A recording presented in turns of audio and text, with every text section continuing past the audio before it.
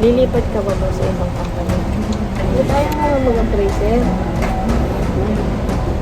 Ayan ang hinihintay ng sambayan ng Pilipinas. Ito ang tanong ng taong bayan. Single ka ba? Abi. Abi. Ilang taong ka na nagtatrabaho dito sa Cuervo? 5? Masaya ka ba sa Cuervo? Balikbayan. Masaya ka ba sa Cuervo? At ka lang. Bakit? Maganda posisyon mo. Abi. Abi. Sa tagal mo dito sa Cuervo, ano na mga naipundar mo? Malaki ba sweldo mo? Abi. Masaya ka ba sa trabaho mo? Ayoko na ng video mo. Photographer na ito, official photographer. Tapos na yun?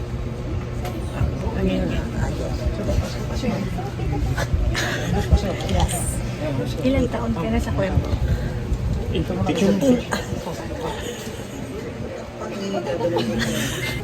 Ilang taon ka na sa Cuervo? 12. Ito una magtrabaho? Oo. Oo? 12 years? Yes po. I'm only, Seryoso? yes, I'm only 22 years. Started when I was 10. Ano posisyon mo dito sa Cuervo? Appraiser po. Appraiser? Masaya ka ba sa trabaho? Of course. Talaga? Yes. Legit na lang. Maayos ba sweldo? Definitely. Ipagpapalit mo ba ang buhay mo dito sa Cuervo sa ibang trabaho? Of course not. Bakit? Work from home. Aside from work from home, Work from home. sa tagal mo na dito sa Cuervo, anong mga naipundar mo? Madami po. Ano? Ballpen. Parker. Parker na. Parker? Yes. Tech pen lang tayo dati ah. Of course. That's what I told you. Parker na. Ilang years ka na sa Cuervo? Sa 7 years. Paano ka napunta sa Cuervo?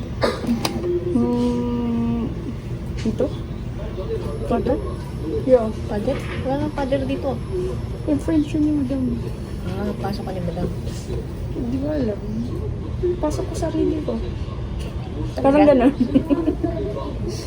Bakit dito? Bakit? Hindi pwede.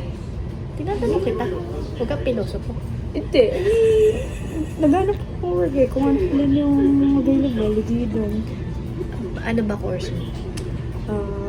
Business major in finance. So, nasa department ka? Finance. Bakit? Bakit? Eh, doon ako nakalinya eh. May tanong ko. Masaya ka ba? Oo naman. Paano mo nasabi? Dahil sa inyo. Bakit kami? Sa mga trabaho. Bakit? Sa mga boss ko, babae. Talaga? Yeah. Hindi naman nagmamatter yung money. Although kailangan natin yan. Pero at the same time, kaya ka nagtatagal. Dahil sa mga kasama mo. Oo, so masaya ka. Oo naman. Ipagpapalit mo ba ang trabaho mo aside sa ibang trabaho? What do you mean?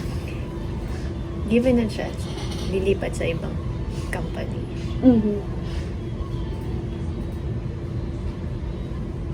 Like, anong company yan? Hindi ko alam, wala akong pakialam. Hindi mo tayo parehas ng course.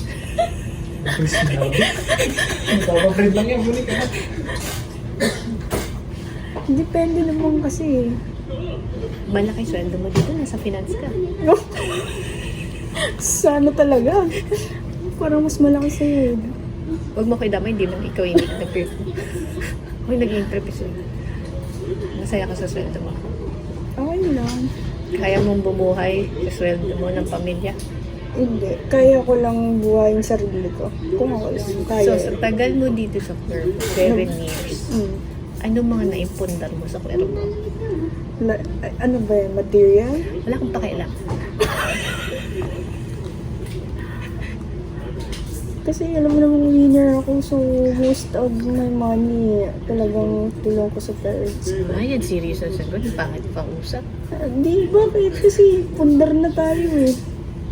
Gusto mong malaman mga sagot ng mga kasama mo dito? Ano? Mamaya. Tungkol saan? Papakita ko sa'yo. Hmm, Pero may tanong ako. seryoso ba yan? Oo. Tapos, seryoso din sa sagot ko. Bahala ka sa web. Kasi, Isa ka ba sa nabubuli ng Raw 5? ano? Isa ka ba sa nabubuli ng Raw 5? Oo, lalo ka na. Ikaw number 1. Wala kang kwenta kausap? Paano mo nakilala ko, Erbo? Ha? Paano mo nakilala ko, Erbo? Kita ko sa arts. Nakalagay sa ano, sa... Hindi, may dyaryo pa nun eh. May dyaryo. Oo. Tanda mo na, ha? Ay! Gaano ka nakatagal sa Erbo? 8. Paano ka napasok dito? Huli lang. Wala lang. Paano pumasok ko na lang? Pumunta ako dito. Walk-in? Nag-apply. Walk-in? Nag-walk-in dahil may nagsabi sa akin from Royal Asian. Anong department? PMD. Anong ginagawa mo sa PMB? Parang kumbaga, encoding, proofreading, then parang all na. All around na rin, parang ganun. Malaki ba ang sweldo mo dito sa Cuervo? Kailangan ko ba yun? Sagot ka lang. Okay naman. Okay lang. Mabubuhay ka bilang isang single na Okay kagaya naman. mo? Mm-mm. Oh. May tanong ako. Ano na ipundar mo dito habang nagtatrabaho ka sa Cuervo? Naipundar ko, sarili ko. Habang nagtatrabaho dito sa Cuervo? Marami na rin. Yaman, ako na sweldo. Siyempre, nakakaipon din kahit paano. Wow. Kahit tight ang budget mo, kahit paano Oh. meron pa rin. Isa For pa- 8 years. Isa pang tanong, nabubuli ka ba ng Raw 5? Ay, meron. Number 1 ikaw. May tanong ako, kilala mo ba ang Raw 5 ng Cuervo? Yes. Nabiktima ka na ba ng Raw 5 ng Cuervo?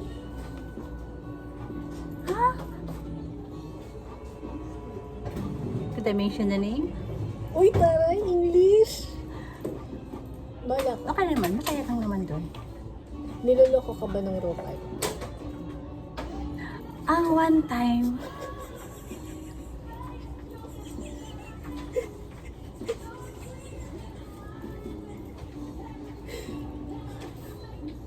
Sumagot ka, totoo. One time, meron, oo. Ano? Meron doon. Sino sila ulong nanloloko sa'yo dito sa Cuervo? Aba, sino ba nasa wrong maloko doon? Sila ulo yun, no?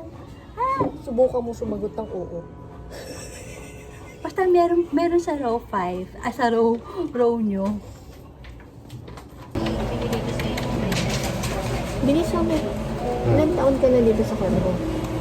3. Sinungaling. 45 years old ka na eh. Sinabi na. Ha? Malaki ba sweldo mo dito sa office? Sobra. Di ba 15 years ka na? Ano mga naipundar mo dito sa office? Sakit ng ulo. Tsaka, Ewan ko sa'yo. si Imbo kasi panay daw. Ano projects? Ha? Project. Si Jonas sama ng loob. Ikaw sakit ng ulo. Ah. Lilipat ka ba sa ibang company? Ano yan? Yung interview na ano yan? Hindi, sagot ka lang. So dito ka na magre-retire sa Hindi ko alam. Hindi mo alam. Nasaan department ka ba? Sagot! Ito, drafting. Drafting. Ba't ayaw mo mag-appraisal? Ewan ko sa'yo. Di ba matagal ka nang kinukulit maging appraiser? Busy ako eh.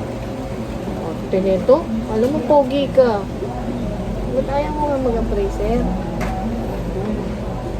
Ayan ang hinihintay ng sambayan ng Pilipino. Ewan ko sa'yo. May bala ka ba mo talaga mag-appraiser? Hindi ko alam.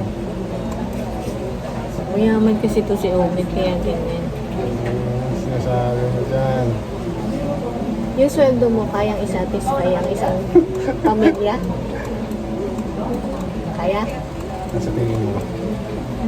Balik naman kung magkano sweldo mo, hindi mo nga alam kung magkano sweldo ko, di ba? Isipin mo, palahati lang sa mo. Ano ka ba na sweldo ko dito? Wala eh. Hindi. Sige. Ito ang tanong ng taong bayan. Single ka ba? Ayaw ko sa'yo. So, dinideny mo yung girlfriend mo ngayon? Pinig sa sabi mo. Balik. Wala, hindi ka nagagawin to. Wala. Mahirap to. Sige na, gawin mo yung pinapatrabaho ko sa'yo. Bilis!